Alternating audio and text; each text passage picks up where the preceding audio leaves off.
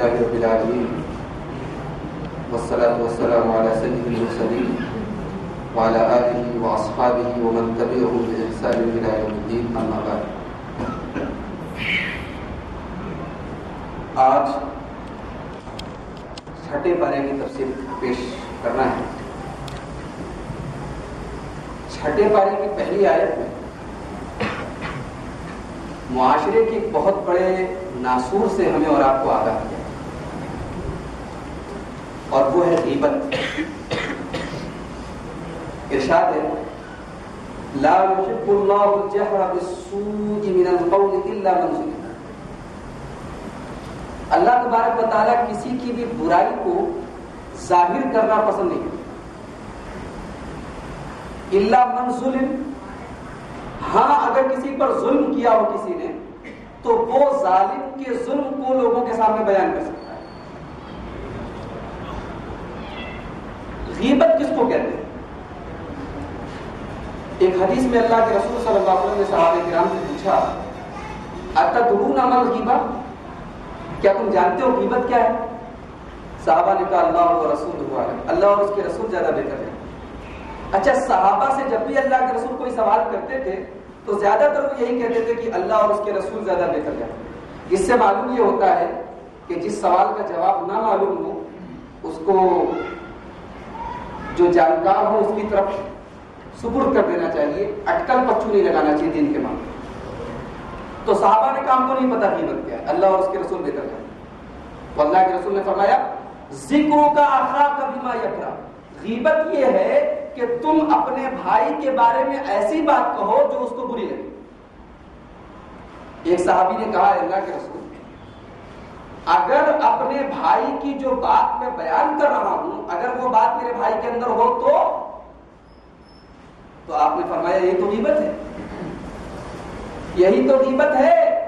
اگر تمہارے بھائی کے اندر وہ چیز نہیں ہے تب تو بہتان ہے، تہمت ہے، الزام ہے. نہیں ہے تو بہتان ہے تو غیبت ہے.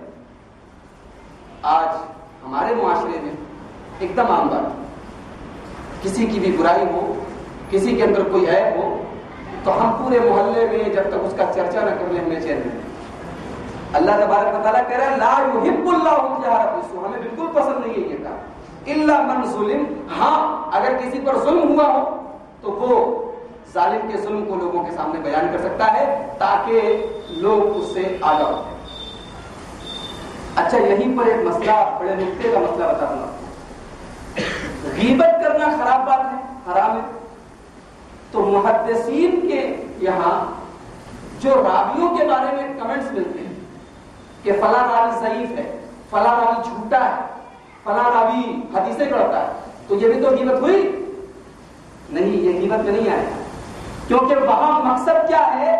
راوی کا کیریکٹر بتا کر بتانا یہ مقصد ہے کہ اس کی روایت کو، اس کی حدیث کو مت لو. تو اللہ کے رسول کی حدیث کو ڈیفینس کرنا، اللہ کے رسول کی حدیث کو فلٹر کرنا، اللہ کے رسول کی حدیث کو کلیئر کرنا مقصد ہے. لہذا وہاں برائی بیان کی جا سکتی. اسی طریقے سے آپ کو اپنی بیٹی کا رشتہ کہیں طے کرنا ہے. اب آپ کو ایک لڑکے کے بارے میں پتا چلا کہ لڑکا بہت اچھا ہے، انجینئر ہے، پڑھا لکھا ہے. آپ نے بات چیت آگے بڑھائی تو اب ظاہر سی بات ہے آپ کو اپنی لڑکی دینا ہے تو آپ سوچیں گے کہ لڑکے کے بارے میں اور معلومات کریں.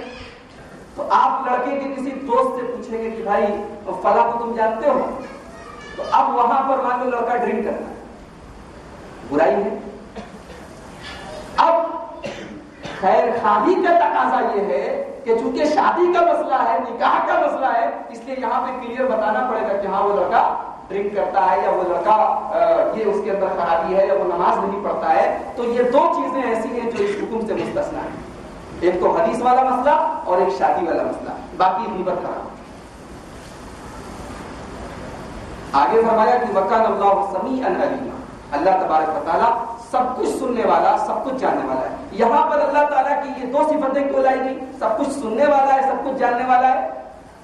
یہاں پہ مظلوم کو بتایا گیا کہ اے مظلوم، تیرے اوپر ظلم ہوا ہے، تیری دنیا میں کوئی بات سنے یا نہ سنے ہم تیری آواز کو سننے والے. تیرے دل کی صداؤں کو ہم سننے والے ہیں. اللہ تو علیم بذات الصدور ہے نا. ہم زبان سے, بندہ زبان سے بولے یا نہ بولے, اللہ تبارک و تعالیٰ تو دل کی آواز کو سن لیتا ہے. وَكَانَ اللَّهُ سَمِيعًا, اللہ تعالیٰ سننے والا ہے اور جاننے والا ہے. جاننے والا کہہ کے یہ بھی خبردار کیا گیا کہ جتنا ظلم ہوا ہے اتنا ہی بیان کرو, زیادہ نہیں بیان کر سکتے. اس میں مرچ مسالہ نہیں لگا سکتے. اگر مرچ مسالہ لگاؤ گے تو ہمیں سب پتہ ہے.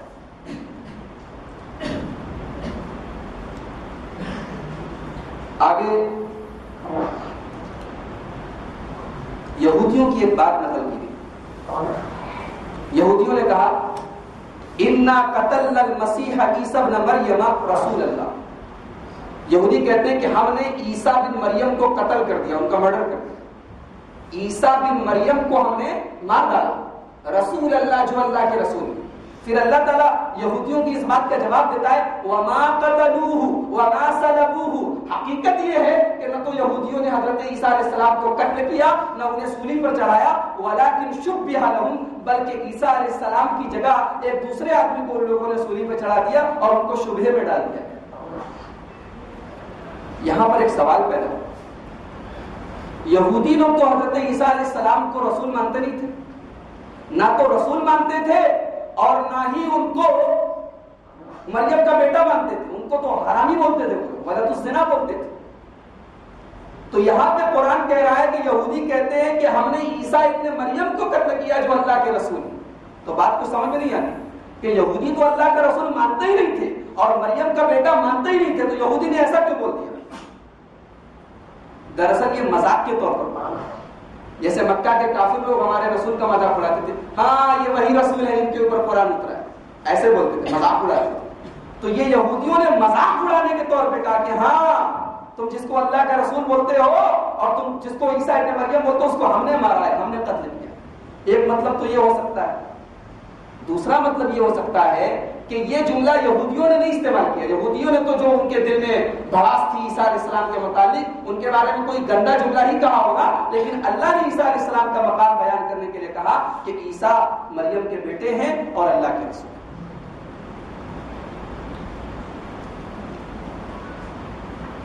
آگے سورہ مائدہ شروع ہو رہی ہے. سورہ مائدہ کے شروع میں ایک بہت بڑا اصول بتایا گیا اسلام, اور یہ اصول ہمیں اور آپ کو بہت قاعدے سے یاد رکھنا چاہیے. تعاونوا علی البر والتقوی ولا تعاونوا علی الاثم والعدوان. نیکی اور تقوی کے کاموں میں ایک دوسرے کی مدد کرو اور برائی اور ظلم کے کاموں میں ایک دوسرے کی مدد مت کرو. اس سے معلوم ہوا کہ اچھا کام ہو رہا ہو تو اس کی مدد کرو اور برا کام ہو رہا ہو تو اس کی مدد مت کرو. برا کام نہ کرنا غلط تو ہی ہے, برے کام کا سپورٹ کرنا بھی غلط ہے. فار ایگزامپل, آپ کا کوئی دوست جوا کھیلتا ہے, آپ جوا نہیں کھیلتے. آپ کا دوست جوا کھیلتا ہے, آپ جوا نہیں کھیلتے, لیکن جوے کی رقم جیتنے کے بعد وہ پارٹی دیتا ہے اور آپ پارٹی میں شامل ہو جائیں. یہ کیا ہے؟ یہ تعاون علی الاثم والعدوان ہے. یہ برائی کے کام میں سپورٹ کرنا. برا کام کرنا جیسے غلط ہے, ایسے برے کام پر مدد کرنا, برے کام کا سپورٹ کرنا یہ بھی غلط ہے. تو یہ اصول یاد رکھیں, ولا تعاونوا علی الاثم والعدوان. آگے وہ آیت کریمہ ہے جو حجۃ الوداع کے موقع پر میدان عرفات میں نازل ہوئی, اور جو آیت اس بات کی طرف اشارہ کرتی ہے کہ دین مکمل ہو چکا ہے. فرمایا الیوم اکملت لکم دینکم واتممت علیکم نعمتی ورضیت لکم الاسلام دینا. اے مسلمانوں, آج میں نے تمہارے دین کو مکمل کر دیا. اب اس اسلام دین کے بعد, اس شریعت کے بعد اب کوئی نئی شریعت آنے والی نہیں ہے. اب کوئی چیز حلال ہونے والی یا حرام ہونے والی نہیں ہے. اب دین کے نام پر اگر کوئی چیز نکالی جائے تو سمجھ جاؤ کہ وہ دین کے باہر ہے, اس کو بدعت سمجھ جاؤ. الیوم اکملت لکم دینکم, آج میں نے تمہارے دین کو مکمل کر دیا. واتممت علیکم نعمتی, اور اے میرے بندوں میں نے اسلام جیسی نعمت کو تمہارے اوپر مکمل کر دیا. اسلام کو اللہ نے اپنی نعمت کہا, یہ نعمت ہمیں اور آپ کو بھی دی ہے. اس نعمت کی ہمیں اور آپ کو قدر نہیں ہے، اس لیے کہ ہم مسلمان کے گھر میں پیدا ہوئے، ہمیں اس اسلام کو پانے کے لیے کوئی قربانی نہیں دینی پڑی۔ اس نعمت کی قدر انہیں ہو سکتی ہے جنہیں گھر چھوڑ کے اسلام قبول کرنا پڑا ہو، جنہیں مال قربان کر کے اسلام قبول کرنا پڑا ہو، اس نعمت کی قدر انہیں ہو سکتی ہے۔ اسلام اللہ کی سب سے بڑی نعمت ہے جو ہمیں اور آپ کو ملی۔ اور آخر میں فرمایا وَرَضِيتُ لَكُمُ الْإِسْلَامَ دِينًا، اور اے لوگوں میں نے اسلام کو تمہارے لیے پسند کر لیا۔ اس سے معلوم ہوا کہ اب کوئی آدمی اگر اللہ کو ایک بھی مانتا ہو، مان لو کوئی یہودی شرک نہ کرتا ہو، اللہ کو ایک مانتا ہو، حرام نہ کھاتا ہو، سود نہ کھاتا ہو، لیکن اگر وہ جناب محمد رسول اللہ صلی اللہ علیہ وسلم کو رسول نہ مانتا ہو، اگر وہ اسلام مذہب کو نہ مانتا ہو، تو وہ جنت میں نہیں جا سکتا۔ اسلام کے آ جانے کے بعد اب کوئی مذہب اللہ تبارک و تعالیٰ کے ہم کو بول نہیں۔ اسلام کے پہلے جتنے مذہب گزرے، ان مذہب میں، ان مذاہب میں جو لوگ توحید والے تھے وہ جنت میں جائیں گے، اور اسلام کے بعد اب وہی آدمی جنت میں جا سکتا ہے جو جناب محمد رسول اللہ صلی اللہ علیہ وسلم کا کلمہ پڑھے۔ اس کے بعد ایک بڑی عجیب بات بتائی گئی، فرمایا گیا یسألونک ماذا احل لہم، یہ لوگ پوچھتے ہیں کہ کیا ہمارے لیے حلال ہے؟ تو اے نبی ان کو جواب دے دو احل لکم الطیبات، تمہارے لیے پاکیزہ چیزیں حلال ہیں۔ اس کے بعد فرمایا وما علمتم من الجوارح مکلبین تعلمونہن مما علمکم اللہ، اور تم اگر جانوروں کے اوپر اللہ کا نام لے کر ان کو ٹرینڈ کر کے چھوڑو، اور وہ جانور کسی حلال جانور کا شکار کر کے لے آئے تو وہ جانور تمہارے لیے حلال ہے۔ مسئلہ کیا ہے؟ کتا جیسا جانور جو اسلام کی نظر میں نجس ہے، اور اگر کتا کسی برتن میں منہ لگا دے تو 7 بار اس کو دھونے کا حکم دیا گیا ہے، لیکن اسی کتے کو اگر ٹرینڈ کر دیا جائے، اس کتے کو عالم بنا دیا جائے، قرآن میں تو علمونہن کا لفظ استعمال کیا، اس سے علم کی فضیلت معلوم ہے۔ کتے کو ٹرینڈ کر دیا جائے، اور ٹرینڈ کرنے کا کیا مطلب ہے؟ کتا ٹرینڈ کب ہوتا ہے؟ کتے کو آپ نے ٹرینڈ کر دیا ہے اگر، اور مان لو کہ کوئی شکار اس کے سامنے نظر آ گیا، کوئی بکری بکرا کوئی چیز نظر آ گئی، تو کتا اس کے قریب پہنچا اور آپ نے اشارہ کر دیا تو کتا اس کو منہ نہیں لگائے گا، واپس چلا جائے گا صرف آپ کے اشارے پر۔ اگر ایسا کتا کرے تو سمجھ جاؤ کہ ٹرینڈ ہو گیا۔ تو اللہ فرما رہا ہے کہ اگر ایسے شکاری کتے ہیں جن کو تم نے ٹرینڈ کیا ہے اور ان کو چھوڑتے وقت تم نے اللہ کا نام لیا ہے، تو وہ کتا اگر کسی جانور کو پکڑ کر لے آئے تو اس کو ذبح کر کے تم کھا سکتے ہو، وہ حلال ہے۔ اس سے علم کی فضیلت بھی معلوم ہوئی، اور اس سے ایک مسئلہ معلوم ہوا کہ شکاری کتوں کے ذریعے شکار کیا جا سکتا ہے۔ آگے ایک بات فرمائی کہ تمہارے لیے اہل کتاب کی عورتوں سے نکاح کرنا جائز ہے۔ یہ بڑی عجیب بات ہے، مسلمانوں کے لیے اہل کتاب کی عورتوں سے نکاح کرنا قرآن کریم کی اس آیت میں جائز قرار دیا، لیکن علماء کرام لکھتے ہیں کہ یہ اللہ کے رسول کے زمانے کا معاملہ ہے، آج کے زمانے میں ہم اس رول کو اپلائی نہیں کر سکتے، اس لیے کہ شادی کے بعد عام طور سے مرد عورت سے متاثر ہو جاتا ہے۔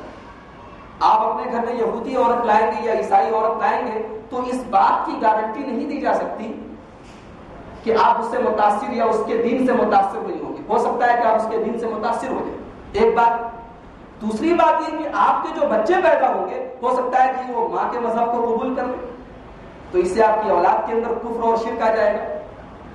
تیسری بات، ہو سکتا ہے کہ جس عورت سے آپ نے نکاح کیا ہو وہ عورت اہل کتاب کی جاسوس ہو۔ آج تو بڑا خطرناک معاملہ ہے عالمی سطح پر، تو اسی لیے علماء نے ان تمام حالات کے پیش نظر موجودہ حالات میں اہل کتاب کی عورتوں سے نکاح کرنے سے منع کیا ہے۔ اس پر علماء نے ایک بات اور لکھی کہ یہ حکم اس زمانے میں تھا جب مسلمان عورتوں کی کمی تھی۔ آج الحمدللہ نکاح کرنے کے لیے مسلمان عورتوں کی کمی نہیں ہے کہ ہم اہل کتاب کی عورتوں سے نکاح کرنے جائیں، تو اس لیے آج اس حکم پر عمل کرنا، اس پر زیادہ تر علماء کی یہی رائے ہے، زیادہ تر اسکالرز کی یہی رائے ہے کہ آج کے دور میں اس حکم پر عمل نہیں کیا جا سکتا۔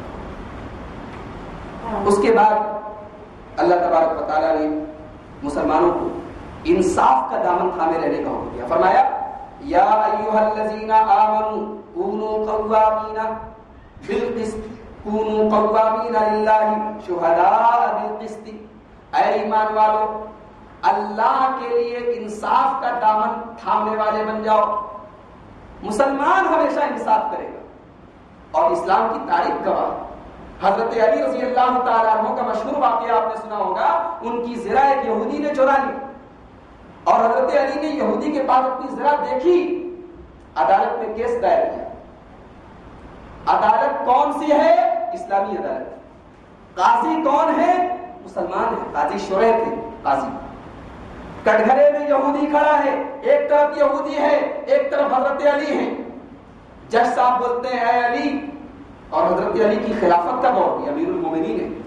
جج صاحب بولتے ہیں امیر المومنین آپ کہتے ہیں کہ زرہ آپ کی ہے, یہودی بولتا ہے کہ زرہ اس کی ہے, اور اس وقت زرہ یہودی کے قبضے میں ہے اور شریعت کا رول یہ ہے کہ جو سامان جس کے قبضے میں ہو اسی کا مانا جائے گا. آپ بولتے ہیں کہ آپ کی زرہ ہے تو کوئی گواہ نہیں. حضرت علی رضی اللہ تعالیٰ نے اپنے بیٹے امام حسن کو, حضرت حسن رضی اللہ تعالیٰ عنہ کو بلایا.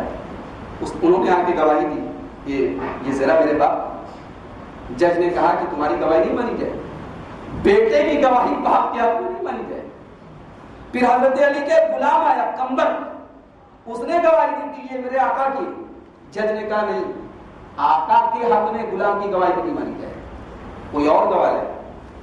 حضرت علی نے سر جھکا دیا, کوئی اور گواہ تو نہیں ہے. کہا تو پھر ذرا سے ہاتھ دھوئیے, ذرا آپ کی نہیں ہے, پھر یہودی کو ملے گی. ذرا جج نے فیصلہ کر دیا, قلم توڑ دیا.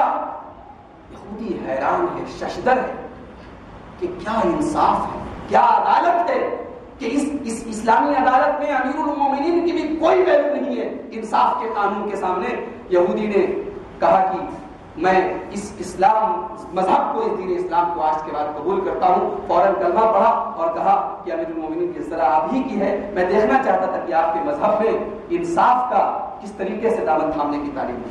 تو اللہ نے فرمایا اے ایمان والو ہر حال میں انصاف کا دامن تھامو. اور آگے کیا کہا؟ وَلَا يَجْرِمَنَّكُمْ شَنْآنُ قَوْمٍ عَلَىٰ أَلَّا تَعْدِلُوا.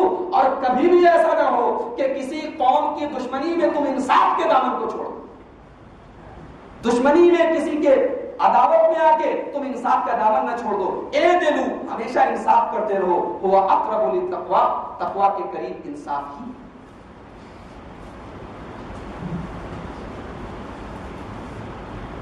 اس کے بعد حضرت آدم علیہ السلام کے دو بیٹوں کا واقعہ ہے, بڑا دلچسپ واقعہ.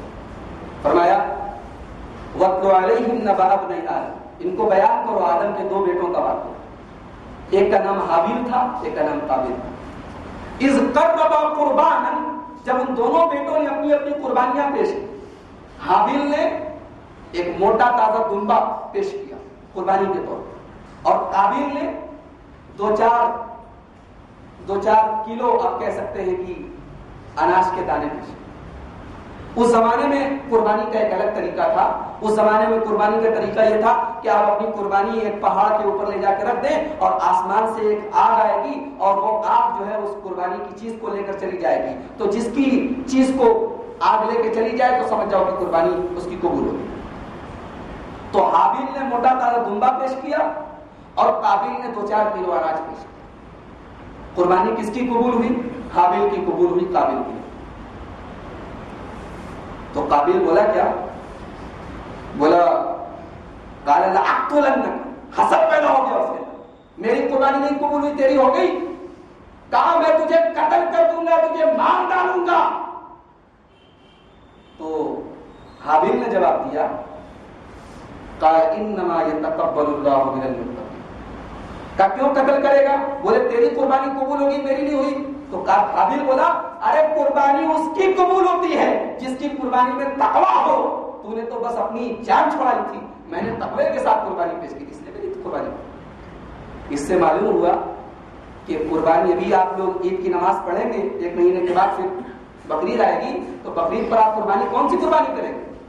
تقوی والی قربانی. آپ کیا سمجھتے ہیں کہ آپ نے 10 جانور کی قربانی کر دی اور ایک آدمی نے 1 جانور کی قربانی کر دی؟ 10 جانور والے کے مقابلے میں کبھی کبھی 1 جانور والے کی قربانی قبول ہو جاتی ہے. کیوں؟ کیونکہ وہ بڑے دل کی گہرائی کے ساتھ اور تقویٰ کے ساتھ قربانی پیش کرتا ہے, اور وہ 10 جانور کی قربانی پیش کرنے والا اپنی واہواہی میں رہ جاتا ہے. اللہ نے قرآن میں کیا فرمایا؟ لَن يَنَالَ اللَّهَ لُحُومُهَا وَلَا دِمَاؤُهَا وَلَٰكِن يَنَالُهُ التَّقْوَىٰ مِنكُمْ. اے میرے بندو, تمہاری قربانی کا گوشت ہمیں نہیں پہنچتا, تمہاری قربانی کا خون ہمیں نہیں پہنچتا, بلکہ تمہارا تقویٰ ہم تک پہنچتا ہے. تقویٰ کتنا ہے تمہارے اندر, اللہ کا ڈر کتنا ہے, اللہ کا خوف کتنا ہے. تو حابیل بولا قربانی اس کی قبول ہوگی جس کے اندر تقویٰ ہے. اور اس کے بعد حابیل نے کہا لئن بسطت الی یدک لتقتلنی ما انا بباسط یدی الیک لیقتلک. اے میرے پیارے بھائی قابیل, اگر تو مجھے قتل کرنے کے لیے آگے بڑھے گا, میں اپنا ڈیفینس تو کروں گا, لیکن میں تجھے مارنے کی کوشش نہیں کروں گا, میں تیرا مرڈر کرنے کی کوشش نہیں کروں گا. فطوعت نفسه على قتل اخیہ. لیکن قابیل ایک دم تلا ہوا تھا اپنے بھائی کے قتل کے اوپر, اور اس کے نفس نے اس کو ابھارا اور اس نے اپنے بھائی حابیل کو قتل کرتا. یہ دنیا کا پہلا مرڈر تھا, پہلا قتل تھا. آدم علیہ السلام کے 2 بیٹوں میں قابیل نے حابیل کو مار ڈالا. اب مار ڈالا, ابھی تک کوئی مرا نہیں تھا, تو اس کو دفنایا جائے کہ جلایا جائے, کیا کیا جائے یہ بھی معلوم نہیں. لاش سامنے رکھی ہے. اللہ تبارک و تعالیٰ نے کوے کو بھیجا. اللہ فرماتا ہے فبعث اللہ غرابا یبحث فی الارض. اللہ تبارک و تعالیٰ نے کوے کو بھیجا, اس کوے نے زمین کو کھودا, لیریہ کیف یواری سوءۃ اخیہ, تاکہ قابیل کو یہ دکھا دے کہ وہ اپنے بھائی حابیل کی لاش کو کیسے چھپائے گا. قابیل بولا یا ویلتا اعجزت ان اکون مثل هذا الغراب. ہائے میری بربادی, میں تو اس کوے سے زیادہ بھی گیا گزرا ہو گیا, مجھے تو یہ بھی نہیں معلوم کہ میں اپنے بھائی کی لاش کو کیسے چھپاؤں. آج یہ کوہ مجھے تعلیم دے رہا ہے, آج یہ کوہ مجھے سکھا رہا ہے کہ مجھے اپنے بھائی کو کیسے دفنانا پڑے گا. فاصبح من النادمین. اور قابیل اپنے کیے پر شرمندہ ہوا. اس سے 2 باتیں معلوم. پہلی بات تو یہ معلوم ہوئی کہ ہمیں اپنی قربانی کے اندر اللہ کا تقویٰ اور ڈر پیدا کرے, اور دوسری بات معلوم ہوئی کہ حسد بڑی خطرناک بلا ہے. حسد ایک ایسی چیز ہے کہ انسان سے مرڈر تک کرا دیتی ہے. ایک حدیث میں اللہ کے رسول نے فرمایا کہ حسد نیکیوں کو ویسے ہی کھا جاتا ہے جیسے آگ لکڑی کو کھا جاتی ہے. اگر لکڑی میں آگ لگ جائے تو دھیرے دھیرے پوری لکڑی راکھ ہو جاتی ہے, ایسے ہی انسان کے اندر حسد پیدا ہو جاتا ہے. ارے میرا بھائی مجھ سے زیادہ پیسے والا ہو گیا. اب حسد کا دیکھیے مطلب کیا ہوتا ہے. حسد کا مطلب یہ ہوتا ہے کہ سامنے والے کو اللہ تعالیٰ نے جو نعمت نوازی ہے, ہم یہ تمنا کریں کہ وہ چھن جائے. آپ کے علاقے میں کسی آدمی نے بہت پیسہ کما لیا, اب اگر آپ کے دل میں یہ حسرت ہے کہ میں بھی اتنے پیسے والا ہو جاؤں تو یہ کوئی خراب بات نہیں. اس کو بولتے رش, اس کو غبطہ بولتے ہیں, یہ جائز ہے. آپ کے محلے میں کوئی لڑکا بہت پڑھا لکھا ہے, عالم ہے, آپ سوچتے میرا لڑکا بھی اتنا پڑھا لکھا اور عالم ہو جائے, تو یہ چیز جائز ہے, بلکہ بہتر ہے. اگر اچھی چیزوں میں یہ جذبہ پیدا ہو تو اچھا ہے. لیکن حسد اس کا نام ہے کہ آپ یہ تمنا کریں کہ اس سے چھن جائے, اس سے لٹ جائے, اس کی دولت ختم ہو جائے اور مجھے مل جائے. اس کا نام حسد ہے. اور یہ حسد اتنی خطرناک چیز ہے کہ قابیل نے اپنے بھائی حابیل کو مارا. یہ واقعہ اللہ تعالیٰ کیوں بیان کر رہا ہے؟ یہ اصل میں یہودیوں کو سنایا جا رہا ہے کہ تم جناب محمد رسول اللہ صلی اللہ علیہ وسلم کو رسول صرف اس لیے نہیں مانتے کیونکہ وہ اسماعیل علیہ السلام کی اولاد میں سے ہیں, تم ان سے حسد کرتے ہو. تو سن لو حسد کا انجام کیا ہوا تھا. دنیا کا پہلا مرڈر اور دنیا کا پہلا قتل اسی حسد کی وجہ سے. اس کے بعد ایک بڑی پیاری تعلیم بتائی گئی اسلام کی. لوگ کہتے ہیں کہ اسلام آتنکواد کی تعلیم دیتا ہے, اسلام ٹیررسٹ ریلیجین ہے, آتنکوادی دھرم. قرآن حکیم کی اس آیت پر ذرا غور فرمایا من قتل نفسا بغیر نفس او فساد فی الارض فکأنما قتل الناس جميعا. جس نے ایک آدمی کو بھی ناحق قتل کیا, کوئی جرم نہیں تھا اس کا, بے قصور تھا, مار ڈالا اس کو, ایک آدمی. او فساد فی الارض, نہ تو اس آدمی نے قتل کیا تھا, نہ تو وہ آدمی فسادی تھا, اس کو آپ نے مار ڈالا. فَكَأَنَّمَا قَتَلَ النَّاسَ جَمِيعًا، تو آپ نے پوری انسانیت کو، پوری مانوتا کو، پوری ہیومینٹی کو مار ڈالا. ایک آدمی کا قتل پوری انسانیت کا قتل ہے. ارے جو مذہب ایک مرڈر کو، ایک قتل کو ساری انسانیت کا قتل قرار دیتا ہو، وہ مذہب آتنکواد اور دہشت گردی کی تعلیم کیسے دے سکتا ہے؟ ذرا غور کیجیے میرے بھائی. ایک انسان کے ناحق خون بہانے کو جو مذہب یہ کہتا ہو کہ سارے انسانوں کا خون بہانا ہے، وہ مذہب بھلا آتنکواد کی تعلیم دے سکتا ہے؟ اس کے بعد سورہ مائدہ کی وہ مشہور آیت کریمہ ہے جس سے آج پتہ نہیں کیا کیا ثابت کیا جا رہا ہے. یا ایھا الذین آمنوا اتقوا اللہ وابتغوا الیہ الوسیلہ، اے ایمان والو اللہ سے ڈرو اور اللہ تک پہنچنے کے لیے وسیلہ تلاش کرو. یہ وسیلہ کس کو بولتے ہیں؟ اردو میں وسیلہ بولتے ہیں ذریعہ.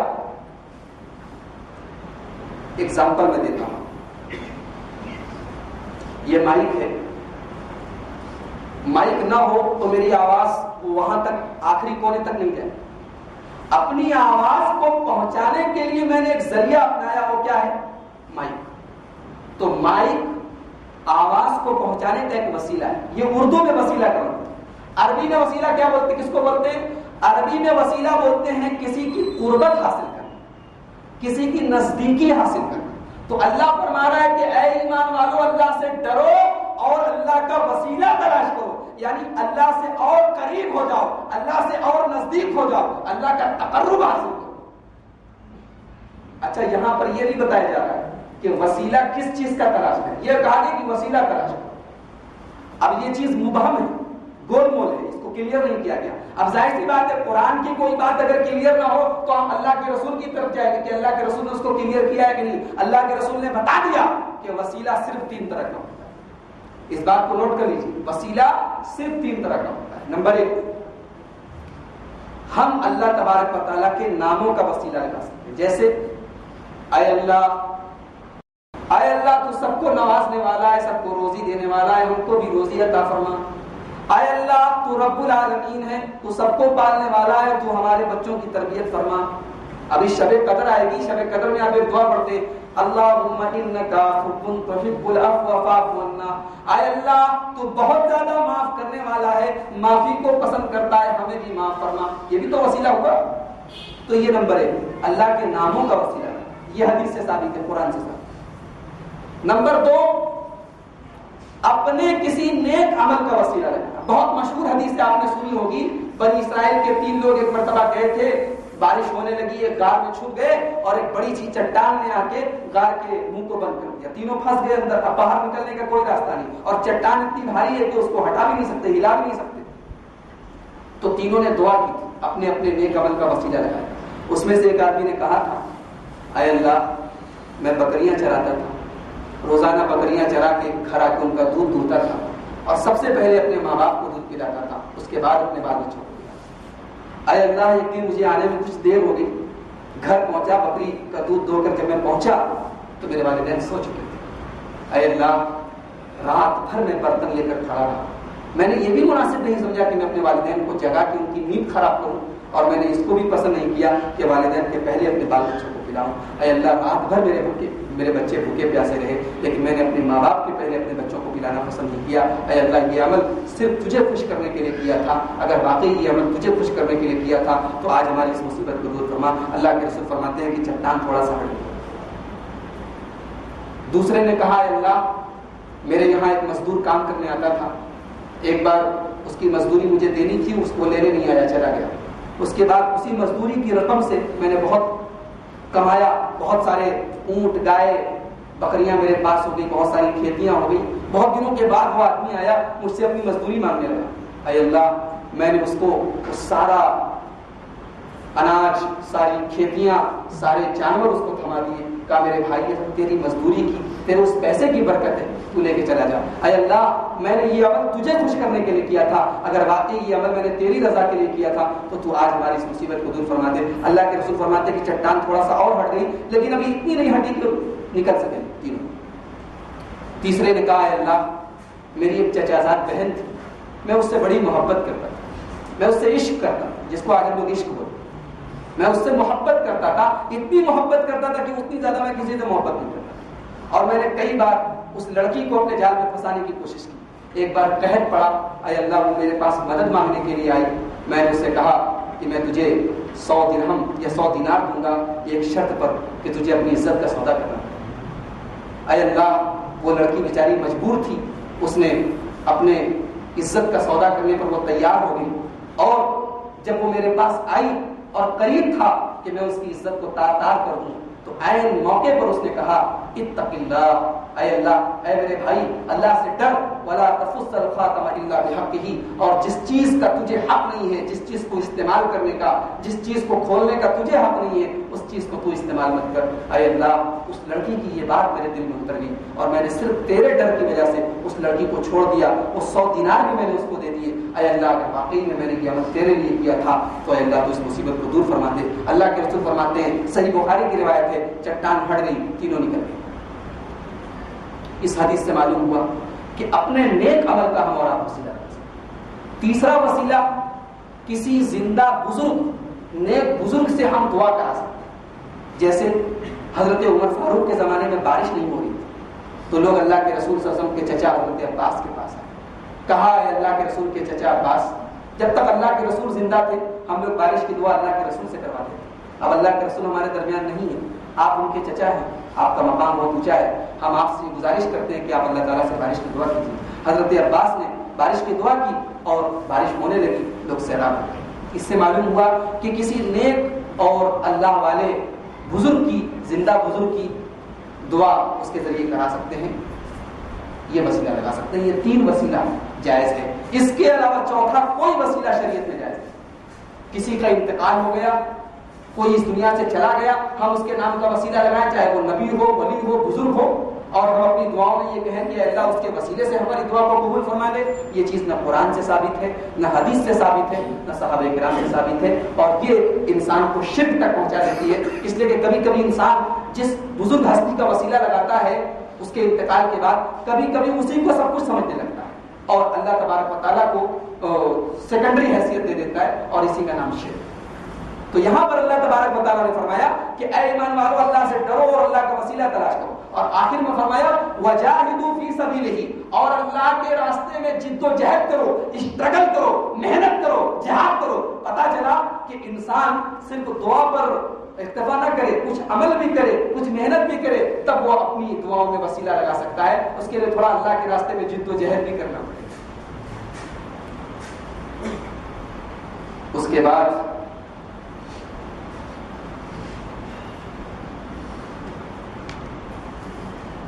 یہودیوں کا ایک جملہ پیش کیا۔ یہودی کہتے تھے کہ اللہ تعالیٰ کہتا ہے زکات دو، صدقہ دو، اللہ کو کیا ضرورت ہے زکات اور صدقہ کی؟ اس کا مطلب کہ اللہ تعالیٰ بڑا کنجوس ہے۔ دیکھیے یہودی کتنے بدتمیز تھے۔ وقالت الیہود ید اللہ مغلولہ، یہودی کہتے تھے اللہ کے ہاتھ بندھے ہیں، اللہ کے ہاتھ بندھے ہوئے ہیں، مٹھی بنی ہوئی ہے کہ اس کو زکات اور صدقے کی ضرورت ہے۔ تو اللہ نے جواب دیا بل یداہ مبسوطتان، اے یہودیوں سنو، اللہ کے ہاتھ بندھے نہیں ہیں، اللہ کے دونوں ہاتھ کھلے ہیں، اللہ کے دونوں ہاتھ کھلے ہیں۔ ساری کائنات کو اگر کوئی نواز رہا ہے تو اللہ نواز رہا ہے، اس کو تمہارے زکات اور صدقے کی تھوڑی ضرورت ہے۔ اس سے 2 باتیں معلوم ہوئی۔ پہلی بات تو یہ معلوم ہوئی کہ ہم جو زکات اور صدقہ اور خیرات دیتے ہیں یہ ہم اپنے بھلے کے لیے دیتے ہیں، اللہ کو اس سے کوئی فائدہ نہیں۔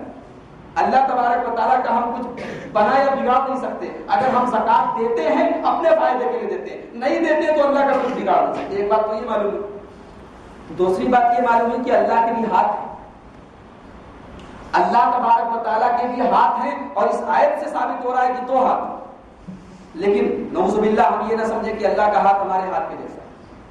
قرآن میں ہاتھ کا لفظ آیا ہے تو ہم ترجمہ ہاتھ ہی کریں گے۔ بہت سے لوگ کہتے ہیں یار ترجمہ ہاتھ نہیں کریں گے، ہاتھ کریں گے تو پھر ہمارے جیسا ہاتھ ہو جائے گا، تو ہم ترجمہ کریں گے کہ اللہ کی قدرت۔ تو 2 قدرت کا کیا مطلب؟ اگر ایک ہاتھ کی بات ہوتی تو چلو قدرت کر لیتے، اللہ کہتا ہے اس کے دونوں ہاتھ کھلے ہیں، تو اللہ کے ہاتھ کا لفظ آیا ہے تو ترجمہ ہاتھ ہی کریں گے، لیکن ہاتھ کیسا ہے we don't know, we have no knowledge, ہمیں نہیں پتا۔ جیسے قرآن میں آیا کہ اللہ کا چہرہ کل من علیہا فان، سورہ رحمان میں فرمایا زمین کی تمام چیزیں فنا ہو جائیں گی، وَيَبْقَى وَجْهُ رَبِّكَ ذُو الْجَلَالِ وَالْإِكْرَامِ، تیرے رب کا چہرہ باقی رہے۔ اب یہاں چہرہ آیا ہے تو ترجمہ اور ٹرانسلیشن اور میننگ ہم چہرہ ہی کریں گے، لیکن اللہ کا چہرہ کیسا ہے ہم نے نہیں دیکھا۔ انشاءاللہ جنت میں جب ہم جائیں گے، جب اپنے رب کا دیدار کریں گے، تب ہم اپنے رب کا چہرہ بھی دیکھیں گے۔ اللہ تعالیٰ ہم سب کو جنت میں جانے اور اپنے رب کا دیدار کرنے کی توفیق عطا فرمائے۔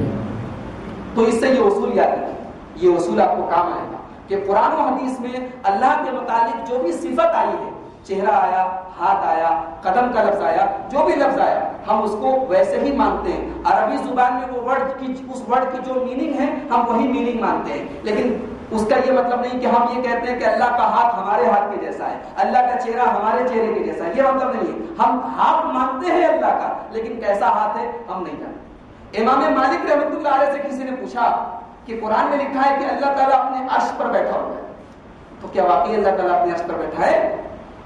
اس کا کیا مطلب ہوا؟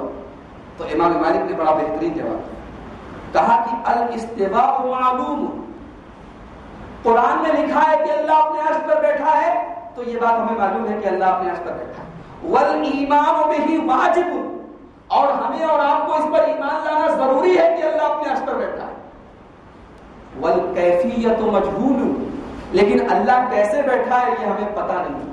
والسؤال عنہ بدعۃ، اور یہ پوچھنا کہ اللہ کیسے بیٹھا ہے، یہ سوال کرنا یہ بدعت ہے۔ امام مالک کتنا بہترین عقیدہ بتا رہے ہیں، یہ عقیدہ ہم اور آپ اپنا لیتے تو آج اللہ تعالیٰ کی صفات کے بارے میں جو گمراہی پھیلی ہے یہ گمراہی نہ پھیلتی۔ جیسے بہت سے لوگ کہتے ہیں اللہ حاضر و ناظر، غلط ہے یہ عقیدہ۔ اللہ تعالیٰ حاضر و ناظر نہیں ہے۔ حاضر و ناظر کا کیا مطلب ہوا؟ اللہ تعالیٰ لیٹرین میں بھی حاضر ہے، نعوذ باللہ۔ آپ اپنی بیوی کے ساتھ ہم بستری کر رہے ہیں، وہاں بھی اللہ تعالیٰ حاضر ہے۔ اللہ تبارک و تعالیٰ عرش پر ہے، لیکن اپنے علم کے اعتبار سے اور اپنی قدرت کے اعتبار سے وہ ہر جگہ۔ اللہ تعالیٰ کی ذات ہر جگہ نہیں ہے۔ اگر ہم یہ کہتے ہیں کہ اللہ تعالیٰ حاضر و ناظر ہے تو اسلام کے عقیدے کی روح سے یہ بات غلط ہے۔ یہ بات یاد رکھیے، اللہ تعالیٰ ہر جگہ ہے، غلط ہے، یہ اسلام کے خلاف ہے، شریعت کے خلاف ہے یہ بات۔ یہ تو وحدت الوجود کا عقیدہ ہے، یہ تو شاعروں کا عقیدہ ہے کہ ہر چیز میں اللہ، انسان میں بھی اللہ، کنکر میں بھی اللہ، پتھر میں بھی اللہ، پیڑ میں بھی اللہ، جانور میں بھی اللہ، کافر بھی اللہ، مسلمان بھی اللہ۔ یہ اسلام کا عقیدہ نہیں ہے۔ اللہ الگ ہے، بندہ الگ ہے، اور اللہ اپنے عرش پر ہے۔ اسی لیے اللہ کے نبی کے پاس ایک لونڈی آئی، ایک صحابی آئے، کہا اللہ کے رسول میں اپنی لونڈی کو آزاد کرنا چاہتا ہوں۔ تو اللہ کے رسول نے اس لونڈی کو بلایا، کہیں ادھر آؤ، یہ بتاؤ میں کون ہوں؟ تو اس نے آسمان کی طرف اشارہ کیا، یعنی آپ اس کے رسول ہیں۔ آپ نے پوچھا اللہ کہاں ہے؟ تو اس نے آسمان کی طرف اشارہ کیا کہ آسمان میں۔ تو آپ نے فرمایا اس کو چھوڑ دو، یہ مومن ہے۔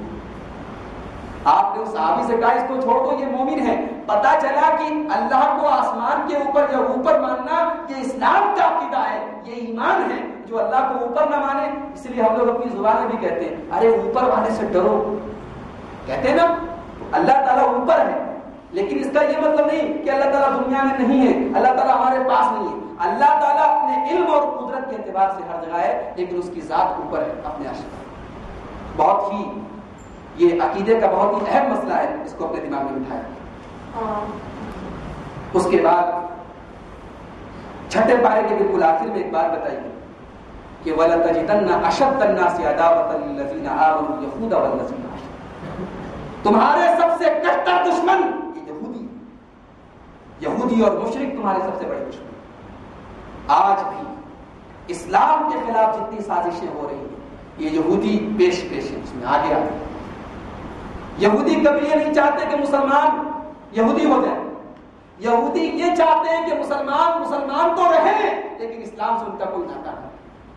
یہودی یہ چاہتے ہیں کہ ان کے اندر سے نماز ختم کر دو، ان کے نوجوانوں کو گندی چیزوں میں لگا دو، ان کو جو ہے چلوں میں لگا دو، ذکر کے غلط سلط طریقوں میں لگا دو، ان کو جہاد سے اور عمل کے میدان سے دور کر دو، ان کو ایک ایک رکعت نماز پر 1-1 لاکھ نماز کا ثواب بتاؤ، ان کو جو ہے جھوٹی اور موضوع روایتیں ان کے معاشرے میں پھیلا کے ان کو چند ایسی چیزوں میں باندھ دو کہ یہ اسلام کی بنیادی چیزوں سے دور ہو جائے۔ یہ شیطان کا اور یہودیوں کا بہت بڑا حربہ تھا جو آج ہمارے اور آپ کے معاشرے میں لاگو ہو چکا ہے، اور آج ہم اور آپ اسی کو دین سمجھتے ہیں۔ دین میرے بھائیوں دین کے کچھ اصول ہیں، کچھ بنیادیں ہیں، ہم ان اصول اور بنیادوں کے بغیر دین کا کوئی تصور نہیں رکھتے۔ تو اللہ نے فرمایا کہ تمہارے سب سے بڑے دشمن یہ یہودی اور مشرک ہیں، اور آگے فرمایا کہ وَلَتَجِدَنَّ أَقْرَبَهُمْ مَوَدَّةً لِلَّذِينَ آمَنُوا الَّذِينَ قَالُوا إِنَّا نَصَارَىٰ، اور مسلمانوں کے سب سے قریب وہ لوگ ہیں جو اپنے آپ کو عیسائی کہتے ہیں۔ اس سے معلوم ہوا کہ عیسائیوں اور یہودیوں میں عیسائی دشمن تو دونوں ہیں، کافر تو دونوں ہیں، مشرک تو دونوں ہیں، لیکن اگر ہم دونوں میں کمپیئر کریں تو عیسائی اسلام کے زیادہ قریب ہیں اور اسلام ان کو زیادہ مسلمانوں کے قریب ہونے کی تعلیم دیتا ہے۔